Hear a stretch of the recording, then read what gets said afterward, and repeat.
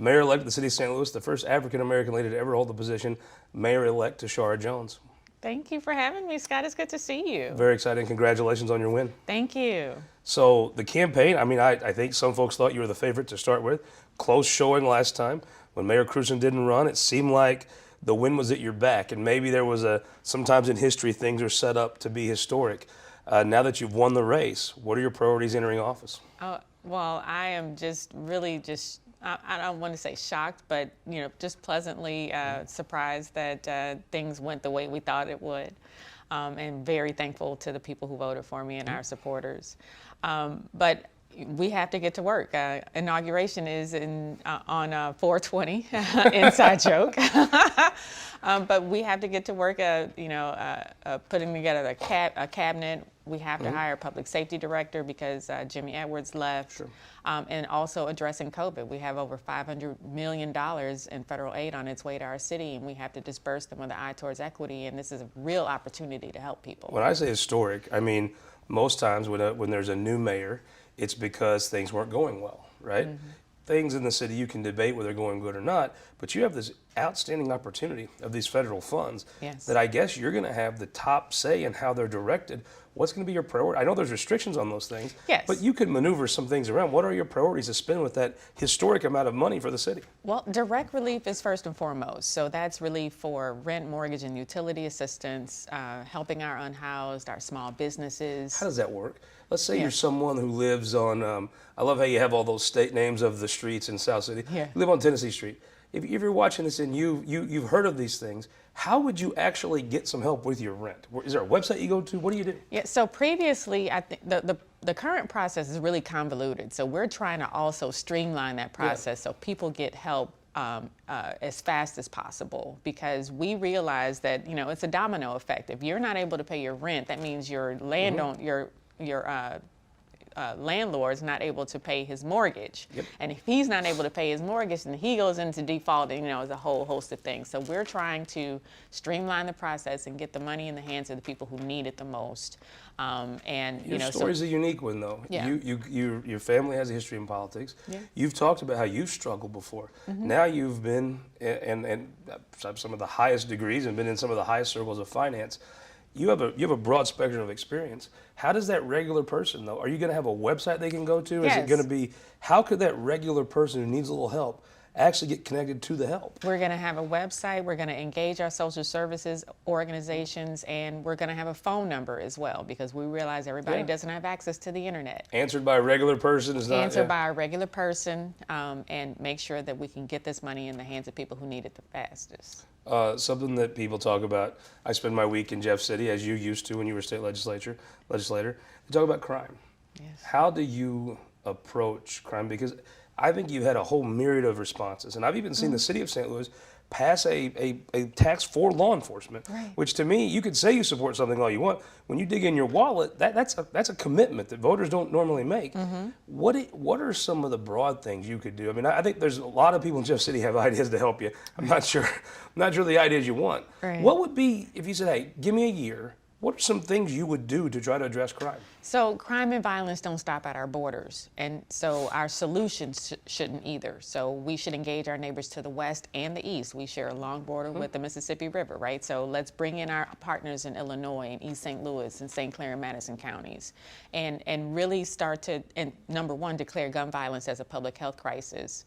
And let's do what we can to put the public back in public safety. So that means deploying different professionals to different calls, or to the right call, because we all know that up to 15% of calls can be answered by someone other than police. And so how can we staff our departments with social workers and mental health and substance abuse counselors? Let's put up a sobering center, so when people are arrested for being drunk, they don't go to jail, because that's an expensive option. Let's put them in a sobering center for about 24 hours, let them sober up, and then connect them to resources so they can get back to whatever their lives were beforehand, or start a new life. We have to pivot, from this arrest and incarcerate model to one that leads with prevention. Well, I go back to your experience that you've talked about publicly.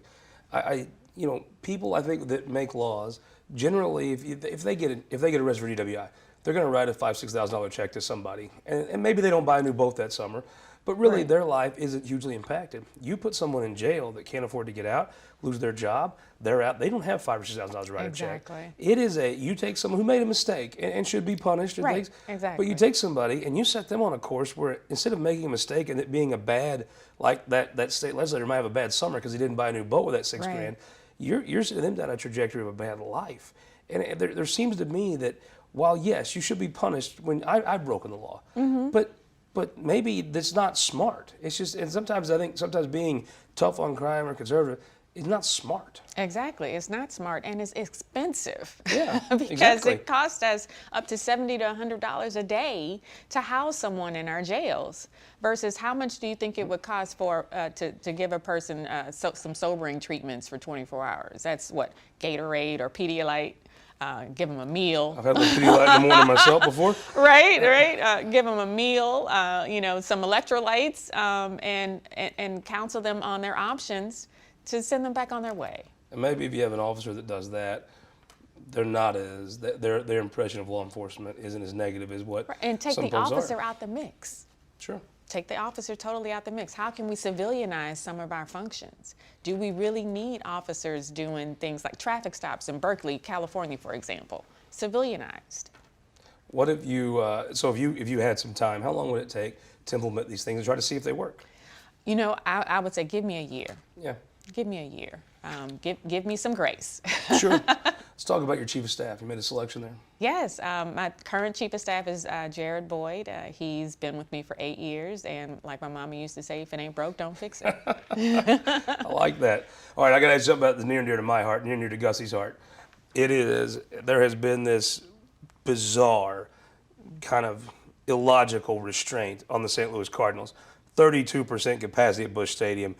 I mean, how could you restrain Bob Gibson and Lou Brock and Stan Musial? How can you're a straight shooter. You're tough. Even your opponents say you're tough.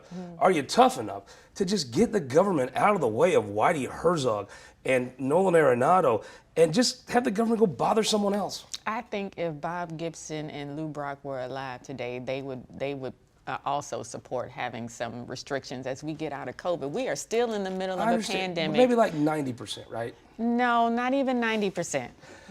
We have to keep people safe, and we're in the middle of a fourth wave. There's a new variant out there, and I went to opening day yesterday, and what a home run by Arenado, right? I didn't. Awesome. I couldn't stay for the whole time because I had to go back and do press. Don't tell but people that. Don't be that person. it's a schedule. We're moving, but we have to keep people safe. But look at other cities. You're hiring a new public health director, I assume, correct? It's not a good look to hire a new public health director in the middle of a pandemic. Well, maybe you're known for taking trips and bringing ideas into the city. Yes. How is Phoenix smarter than St. Louis? How is Dallas smarter than St. Louis? How is Atlanta smarter than St. Louis? How are the Houston? I wouldn't say that they're smarter. They figured out a way to open up their stadiums better. You know what? We're gonna, I love you, Scott, and we're just gonna have to agree to disagree on this one. Speaking of someone else you love, I want to ask about your family. Yeah. You have a son that everybody knows by the name Aiden. Yes. His life is going to change. Going to the grocery store, going in school, having security around his mom. How's that change going to go? You know what? I am going to try to be as present as possible as I have been the last 8 years, and give him the time that he needs. And make sure that he knows that when I call, Mom always answers, because he deserves that. He didn't pick this lifestyle, I did. And so it's up to me to make sure that he always feels loved and respected in this entire process. All right. A lot of folks in state government watch our show. You have a very good insight for state government. You were in leadership in the House. You're coming in, some of your ideas you've talked about right now are going to be an anathema to some of the legislators on the Republican side. Yeah. You know those folks. You know their constituents. You know these people don't come up with some of these ideas on their own. There's public support back home for them. What would you say? I mean, you are an African-American woman, is going to add, whether anybody likes to admit it or not, probably another little bit of heat to some of the opposition of things you do in the city. What's the message you would give to that backbench Republican who might be tempted to come out with ideas to help you with your job? What could you say to them and say, hey, I have ideas that want to make the same, because I mean, frankly, us Hill folk don't like to admit it, but a lot of the money that pays for the state services comes from St. Louis. What's the message you could give to that person, that backbench Republican, that may have a lot of pressure to come out with some pretty aggressive things to give you some time?